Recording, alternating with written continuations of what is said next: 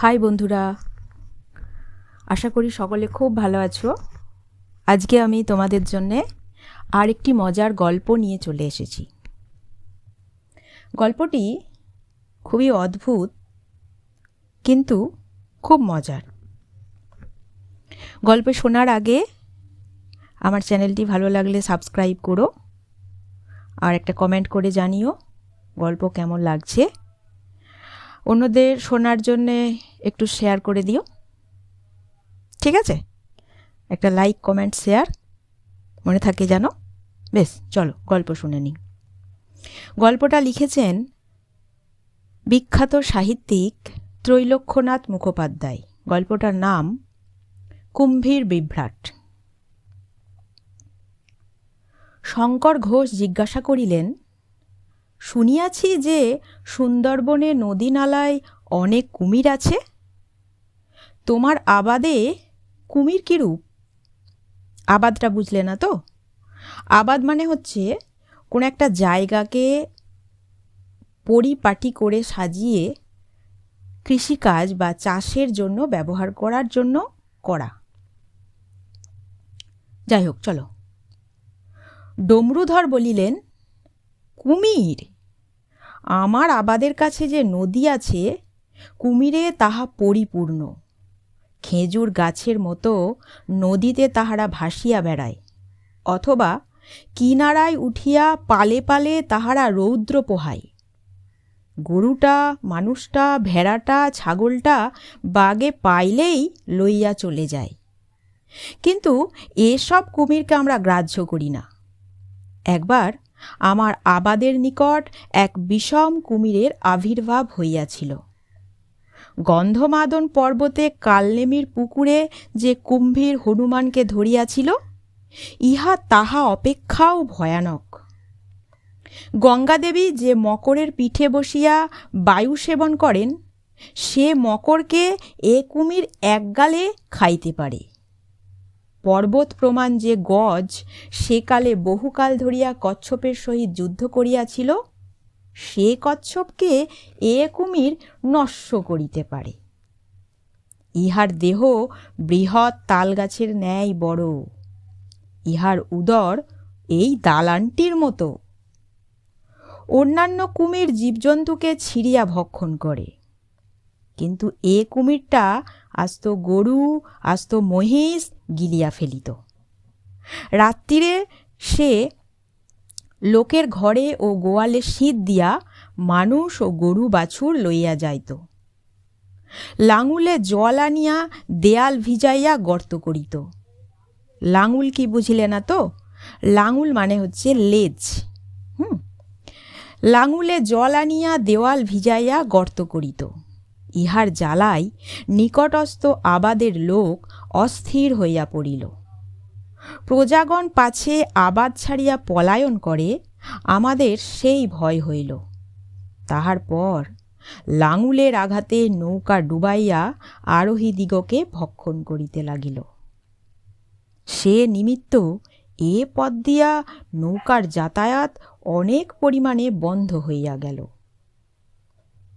এই ভয়ানক কুম্ভীরের হাত থেকে কিরূপে নিষ্কৃতি পাইব, এইরূপ ভাবিতেছি, এমন সময় আমাদের আবাদের নিকট একখানি নৌকা ডুবাইয়া তাহার আরোহীদিগকে একে একে আমাদের সমক্ষে সে গিলিয়া ফেলিল।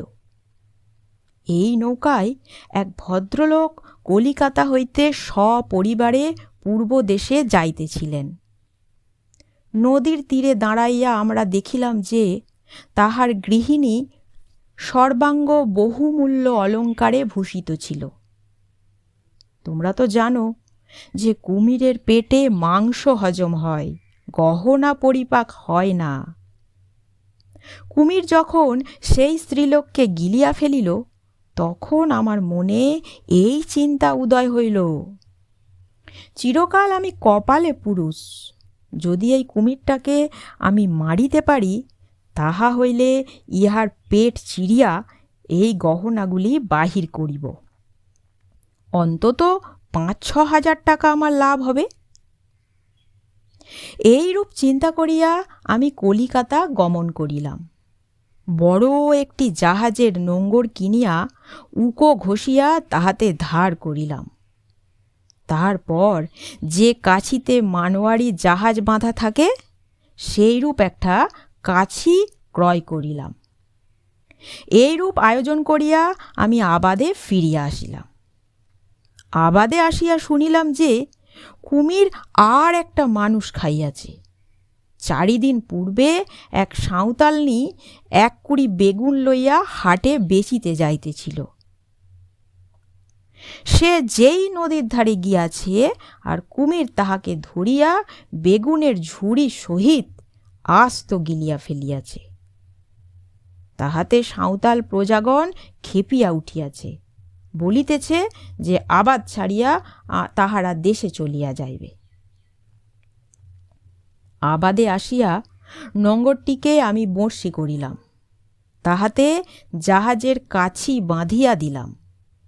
মাছ ধরিবার জন্য লোকে যে হাত সুতা ব্যবহার করে, বৃহৎ পরিমাণে এও সেইরূপ হাত সুতার ন্যায় হইল। নোঙরের তীক্ষ্ণ অগ্রভাগে একটি মহিষের বাছুর গাঁথিয়া নদীর জলের নিকট বাঁধিয়া দিলাম। কাছির অন্যদিকে এক গাছে পাক দিয়া রাখিলাম। তাহার পর 50 জন সবল লোককে নিকটে লুক্কায়িত রাখিলাম।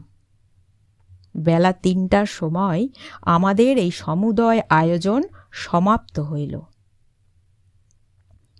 বঁড়শিতে মহিষের বাছুরকে বিধিয়া দিয়াছিলাম সত্য, কিন্তু তাহার প্রাণ আমরা একেবারে বধ করি নাই। নদীর ধারে দাঁড়াইয়া সে গাঁ গাঁ শব্দে ডাকিতে লাগিল। তাহার ডাক শুনিয়া সন্ধ্যার ঠিক পূর্বে সেই প্রকাণ্ড কুমির আসিয়া উপস্থিত হইল। তাহার লেজের ঝাপটে পর্বত প্রমাণ এক ঢেউ উঠিল। সেই ঢেউয়ে বাছুরটি ডুবিয়া গেল তখন, আর আমরা কিছুই দেখিতে পাইলাম না। পরক্ষণেই কাছিতে টান পড়িল। তখন আমরা বুঝিলাম যে নোঙরবিদ্ধ বাছুরকে কুমির গিলিয়াছে।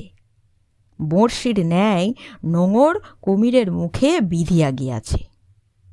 তাড়াতাড়ি সেই 50 জন লোক আসিয়া দড়ি ধরিয়া টানিতে লাগিল। ভাগ্যে গাছে পাক দিয়া রাখিয়াছিলাম, তা না হইলে কুমিরের বলে এই 50 জন লোককে নদীতে গিয়া পড়িতে হইত। আমরা সেই রাক্ষস কুমিরকে বঁড়শিতে গাঁথিয়াছি এই কথা শুনিয়া চারিদিকের আবাদ হইতে অনেক লোক দৌড়িয়া আসিল। প্রায় 500 লোক সেই রশি ধরিয়া টানিতে লাগিল। দারুণ আসরিক বলে কুমির সেই 500 লোকের সহিত ঘোর সংগ্রাম করিতে লাগিল। কখনো আমাদের ভয় হইল যে তাহার বিপুল বলে নোঙর ভাঙিয়া যায়, কখনো ভয় হইল যে তাহার জাহাজের দড়া বা ছিঁড়িয়া যায়, কখন ভয় হইল গাছ উৎপাতিত হইয়া নদীতে গিয়া পড়ে। নিশ্চয় একটা বিভ্রাট ঘটিত যদি না সাঁওতালগণ কুমিরের মস্তকে ক্রমাগত তীর বর্ষণ করিত, যদি না নিকটস্থ 2টি আবাদের লোক বন্দুক আনিয়া কুমিরের মাথায় গুলি মারিত। তীর ও গুলি খাইয়া কুমির মাঝে মাঝে জলমগ্ন হইতে লাগিল, কিন্তু নিঃশ্বাস লইবার জন্য পুনরায় তাহাকে ভাসিয়া উঠিতে হইল। সেই সময় লোক তীর ও গুলি বর্ষণ করিতে লাগিল। কুমিরের রক্তে নদীর জল বহু দূর পর্যন্ত লোহিত বর্ণে রঞ্জিত হইয়া গেল। সমস্ত রাত্রি কুমিরের সহিত আমাদের এইরূপ যুদ্ধ চলিল। প্রাতকালে কুমির হীনবল হইয়া পড়িল। বেলা 9টার সময় তাহার মৃতদেহ জলে ডুবিয়া গেল।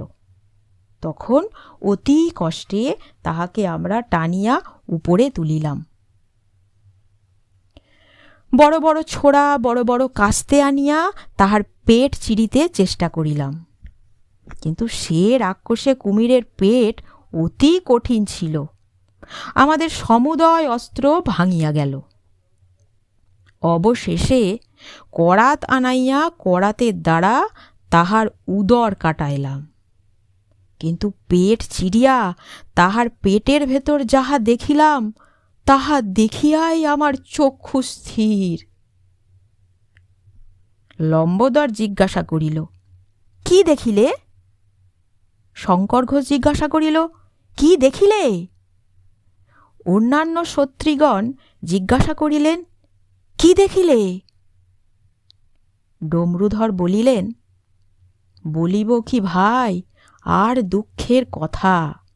কুমিরের পেটের ভিতর দেখি যে সেই সাঁওতাল রমণী 4 দিন পূর্বে কুমির যাকে আস্ত ভক্ষণ করিয়াছিল, সে সেই পূর্বদেশীয় সেই ভদ্র মহিলার সমুদয় গহনাগুলি আপনার সর্বাঙ্গে পড়িয়াছে। তাহার পর নিজের বেগুনের ঝুড়িটি সে উপুর করিয়াছে, সেই বেগুনগুলি সম্মুখে ডাঁই করিয়া রাখিয়াছে। ঝুড়ির উপর বসিয়া সেই সাঁওতাল রমণী বেগুন বেচিতেছে। শঙ্কর ঘোষ বিস্মিত হইয়া জিজ্ঞাসা করিলেন, কুমিরের পেটের ভিতর ঝুড়ির উপর বসিয়া সে বেগুন বেচিতেছিল? ডমরুধর বলিলেন, হ্যাঁ ভাই, কুমিরের পেটের ভিতর সেই ঝুড়ির উপর বসিয়া সে বেগুন বেচিতেছিল। লম্বোদর জিজ্ঞাসা করিলেন, কাহাকে সে বেগুন বেচিতেছিল? কুমিরের পেটের ভিতর সে খরিদ্দার পাইল কোথা? বিরক্ত হইয়া ডমরুধর বলিলেন, তোমার এক কথা, কাহাকে সে বেগুন বেচিতেছিল সে খোঁজ করিবার আমার সময় ছিল না। সমুদয় গহনাগুলি সে নিজের গায়ে পড়িয়াছিল, তাই দেখিয়াই আমার হাড় জ্বলিয়া গেল।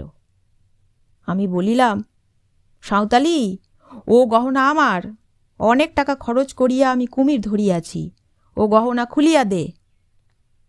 কেউ মেউ করিয়া সে আমার সহিত ঝগড়া করিতে লাগিল। তাহার পর তাহার পুত্রগণ ও তাহার জাতি ভাইগণ কাঁড়, বাঁশ, লাঠি, সোটা লইয়া আমাকে মারিতে দৌড়িল। আমার প্রজাগণ কেহই আমার পক্ষ লইল না, সুতরাং আমাকে চুপ করিয়াই থাকিতে হইল। সাঁওতালগণ তাকে ঘরে লইয়া গেল। দিন কয়েক শুকর মারিয়া মদ খাইয়া তাহারা আমোদ প্রমোদ করিল। পূর্বদেশীয় সে ভদ্র মহিলার একখানি গহনাও আমি পাইলাম না। মনে মনে ভাবিলাম, কপালের পুরুষের ভাগ্য সকল সময় প্রসন্ন হয় না। লম্বোদর বলিলেন, এত আজগুবি গল্প তুমি কোথায় পাও বলো দেখি? ডমরুধর বলিলেন, এতক্ষণ হাঁ করিয়া এক মনে এক ধ্যানে গল্পটি শুনিতেছিলে, যেই হইয়া গেল তাই এখন বলিতেছ যে আজগুবি গল্প। কলির ধর্ম বটে। শঙ্কর ঘোষ জিজ্ঞাসা করিলেন, এ কুমিরের গল্প যে সত্য তাহার প্রমাণ আছে? ডমরুধর উত্তর করিলেন, প্রমাণ? নিশ্চয় প্রমাণ আছে। কোমরের ব্যথার জন্য এই দেখো সেই কুমিরের দাঁত আমি পড়িয়া আছি। লম্বোদর জিজ্ঞাসা করিলেন, সে কুমির যদি তাল গাছ অপেক্ষা বৃহৎ ছিল, তবে তাহার দাঁত এত ছোট কেন? ঠিক অন্য কুমিরের দাঁতের মতো কেন? ডমরুধর উত্তর করিলেন, অনেক মানুষ খাইয়া সে কুমিরের দাঁত ক্ষয় হইয়া গিয়াছিল। এই হলো আজকের গল্প। আশা করি শুনে তোমাদের খুব ভালো লাগবে। ধন্যবাদ।